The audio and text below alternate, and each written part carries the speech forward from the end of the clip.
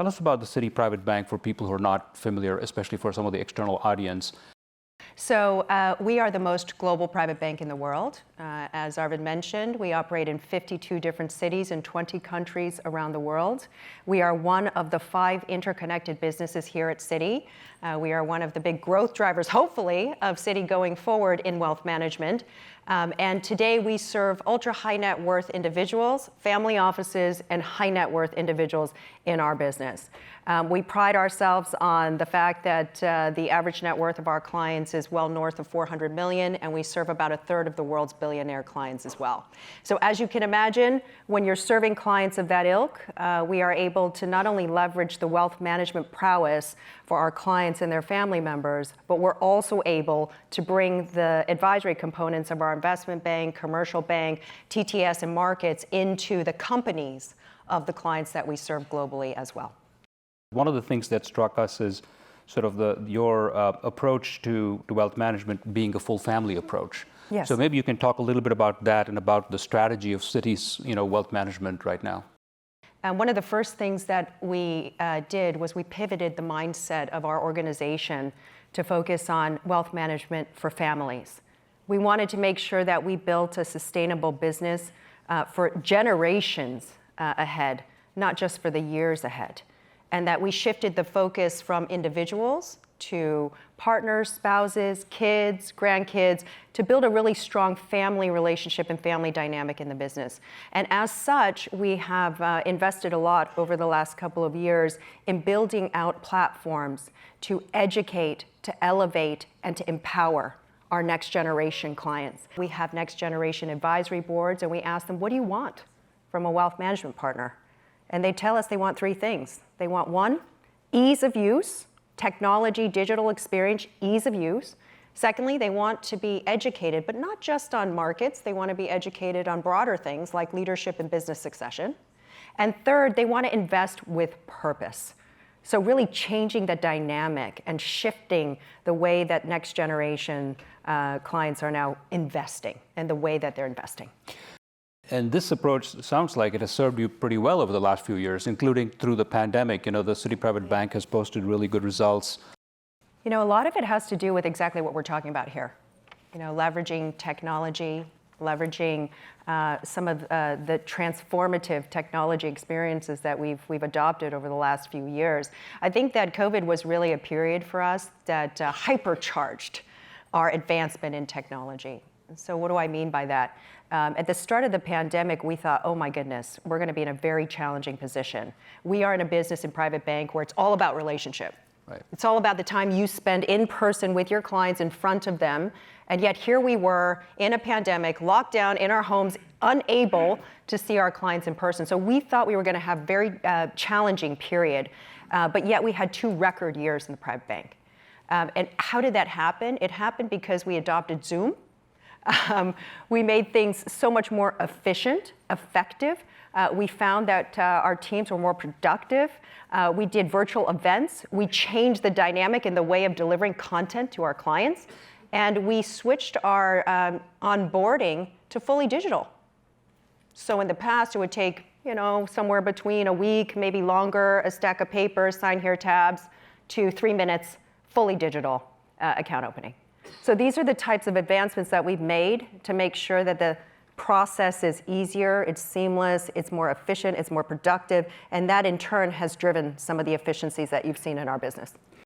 Talking about a relationship business and how it's impacted by technology, right? I don't know if you caught any of our previous panel. There was a good sort of debate about that. And you addressed some of this, but maybe look out a little bit into the future, especially with Gen Z customers and so on. How are you thinking about sort of adopting technology for user experience and for those other things? Technology is hypercritical to our success as an organization. It's hypercritical to our success as a wealth management organization. And I loved hearing what the previous panelists had to say about it. And I fully agree with it, that it's a complement and it's augmenting client experiences. It's not replacing the personal touch in our business. But nonetheless, it's a very powerful tool to maximize efficiency, maximize productivity amongst your sales team and amongst your employee base. And it's also a very powerful tool on the back end too. So in my business, it's all about wealth management, risk management. You know, we as fiduciaries are always looking at ways to reduce risk in clients' portfolios, and similarly as well, making sure we have the back end technology and support to automate and help us with risk management as well. So I view that as part and parcel. I view that as absolutely key. And we've been working so closely with you and your team at Citi Ventures for a very long period of time, looking at the technologies that you're uncovering that could be beneficial and additive to our business. And as you know, we've partnered together on many different aspects. A couple of those include Mastro, which helps us consolidate all of the reporting for our clients in one place. It's a consolidated reporting system. It makes everyone's lives a lot easier. And the other one that we're doing together is DeepGram. That's our amazing ability for us to have real-time translation in 30 different languages. That's pretty darn powerful, because I just told everybody that we're the most global private bank in the world. And to have that simultaneous translation occur, it's incredibly powerful. Wealth is an area of growth for Citi, and so our team has been very much focused on that area and the area of wealth tech. Over 30 trillion in generational wealth transfer is coming just in the U.S. That's the data that we read, and this wealth is coming into the hands of a generation that's much more socially conscious. Yes. And so, how are you thinking about that when it with regards to PB strategy, with private bank strategy? It's interesting because today we all talk about ESG, if you want to use ESG as a phrase. We all talk about impact investing, if you want to use impact investing. In the future, we are not going to talk about this separately. We're actually not going to talk about it at all as a separate category or area to think about investing. Why? Because it's going to be part of everyone's core portfolios. These are the very companies that are doing good for the world at large. So, when you realize impact investing, you don't have to give up returns, but you can make a really big impact on whatever it is that it resonates with you, or that's important to you, or that's good for the world, the environment, for gender, for whatever it is. You're not going to have that trade-off. You're not going to want to do that trade-off, right? Because what person doesn't want to do good with their dollars? I just want to switch gears again, if you don't mind, and talk a little bit about something that's important to Citi, and I know is important to you, which is DEI. You're leading by example, right? And you talk about that as well. So maybe address that in terms of your personal leadership and your beliefs and how you manage the team. So I think I have a very interesting vantage point. I would say that I have two ceilings that I'm facing. On the one hand, we have the glass ceiling, but I think that everybody in this room can agree that we've effectively shattered the glass ceiling here at Citi with Jane Fraser as one of the first female CEOs of a global financial institution. Thank you. Very proud of that too. And 50% of our board is women as well, which is industry leading. And we also put out our gender pay gap numbers 5 years ago ahead of everybody else because we wanted to close the gap. But on top of that, so I think we're doing well on the glass ceiling side and the women's side, making progress. On the bamboo ceiling side, not so much. Okay, so only 3% of the Fortune 500 CEOs today are of Asian background, and most of them are South Asian. So we clearly have some work to do there. And as co-head of Asian Heritage Network here at Citi, along with Anand Selva, who's our COO for Citi, we are really focusing in on the numbers and the data, providing the training, providing the tools for our next generation of talent to not get stuck under that bamboo ceiling and find ways to really help them break through that. So it's a passion of mine, honestly. I want my kids to be able to graduate and look up and say it's possible, because seeing is believing.